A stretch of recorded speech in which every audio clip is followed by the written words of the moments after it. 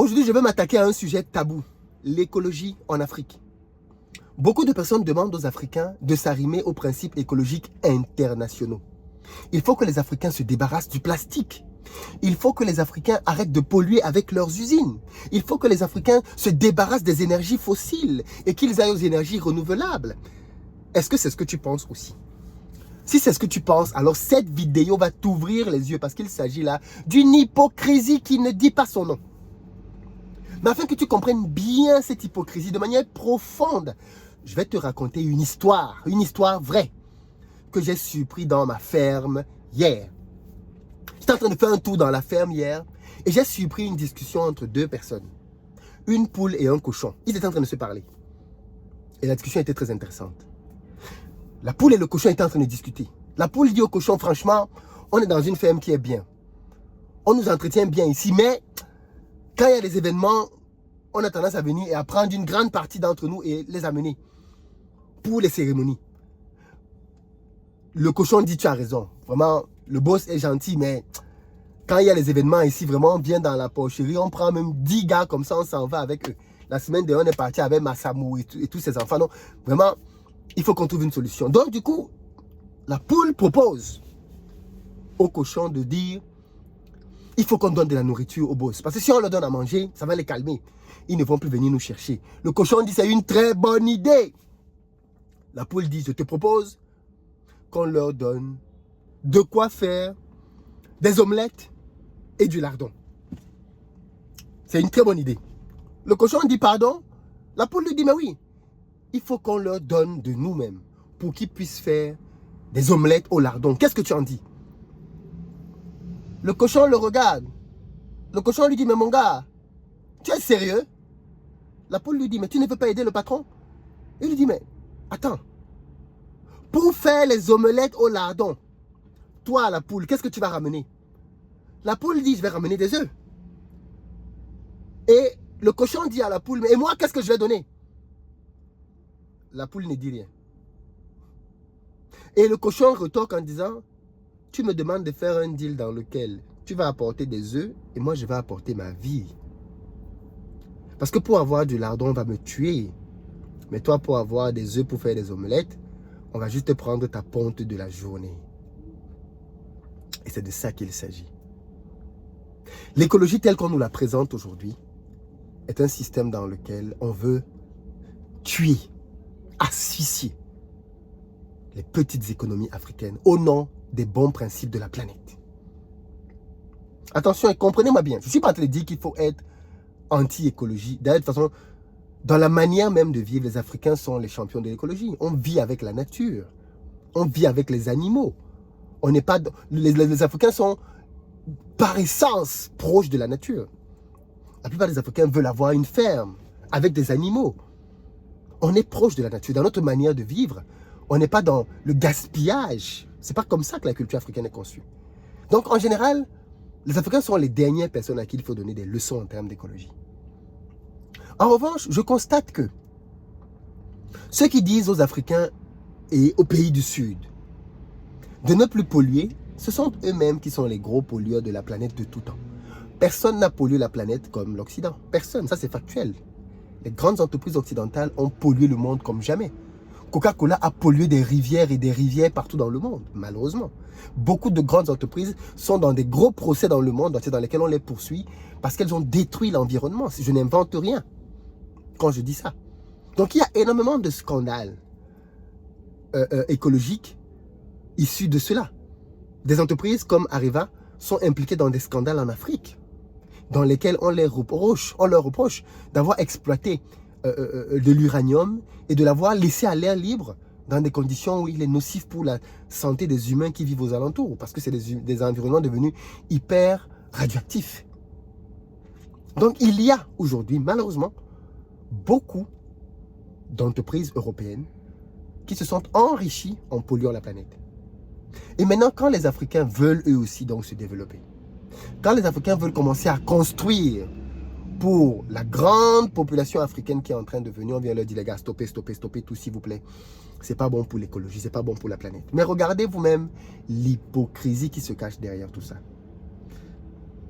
Je ne pouvais pas imaginer.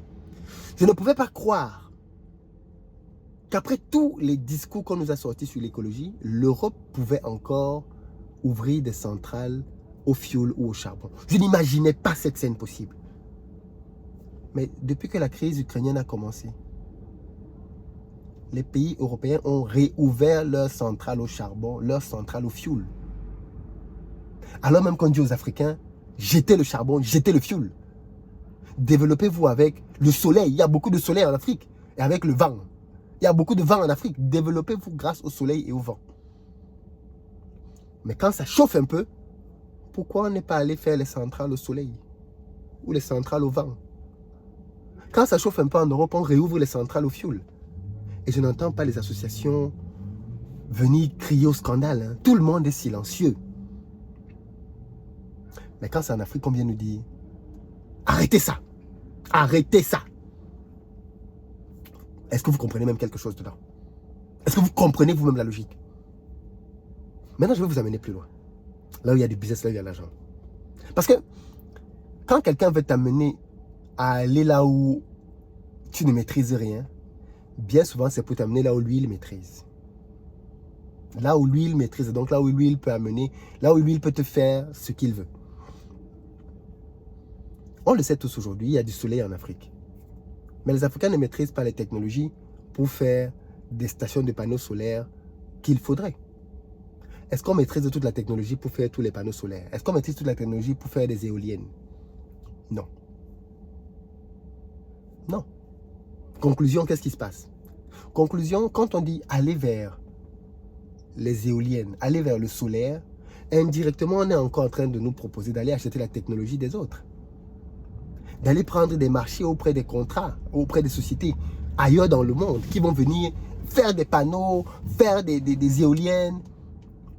Vous connaissez quel pays au monde qui s'est développé sans polluer? Et je vais terminer avec ça. Vous connaissez quel pays au monde qui s'est développé sans polluer?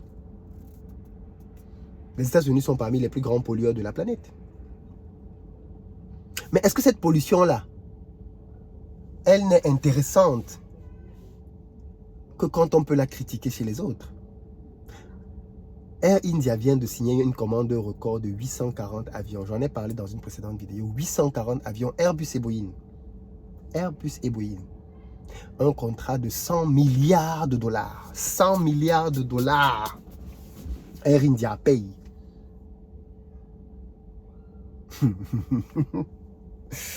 Est-ce que vous avez entendu quelqu'un dire ou rappeler que les avions sont polluants? Moi, je n'ai vu que des articles dithyrambiques. Franchement, la puissance de l'Inde, l'Inde se réveille, l'Inde c'est un bon partenaire commercial. Je n'ai entendu personne dire les avions c'est polluant.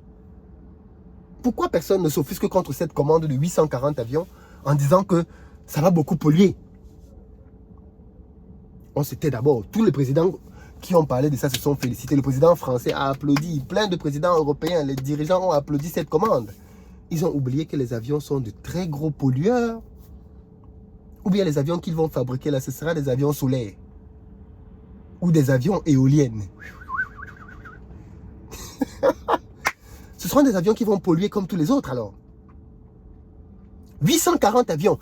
Et le concurrent de Air India s'appelle Indigo. Indigo a annoncé très prochainement une commande de 500 avions. Donc on va passer à 1340 avions en quelques années seulement, rien qu'en Inde. Quand c'est le moment de signer les contrats, tout le monde applaudit l'Inde. Mais vous savez ce qui va se passer demain? Ce qui va se passer demain, c'est que quand Air India va commencer à exploiter tous ces avions, quand ils auront déjà fini de payer toutes leurs commandes, vous allez avoir des tintamarres qui vont sortir de nulle part. Commencer à faire des articles pour dire que non, les avions de l'Inde polluent trop. L'Inde, c'est un pays irresponsable. L'Inde, c'est un pays pollueur. Comment faire face à la pollution aérienne de l'Inde? Mais maintenant où ils ont commandé les avions, personne ne parle. Tout le monde est d'accord qu'il faut célébrer ces contrats. Mais demain, quand ça va cuire, tout le monde va crier sur l'Inde. En disant non, c'est pas possible. Comment je le sais? Parce que c'est le mode opératoire. C'est le mode opératoire. Il n'y a rien de nouveau là-dedans. On a plusieurs endroits où ce type de scénario se sont déroulés. Et rien ne me surprendra si on fait un scénario identique à l'Inde dans les prochaines années. Donc je vous pose la question. Tous ceux qui viennent dire à l'Afrique, il faut que l'Afrique se développe avec un modèle différent. Vous pouvez me dire qui a essayé ce modèle différent et ça a réussi pour lui, ou bien vous voulez que les Africains soient les cobayes d'un modèle que personne n'a testé. Parce que je vois tous les gens qui viennent dire, oui, mais les Africains ne doivent pas faire comme les autres, ils doivent faire comme eux-mêmes.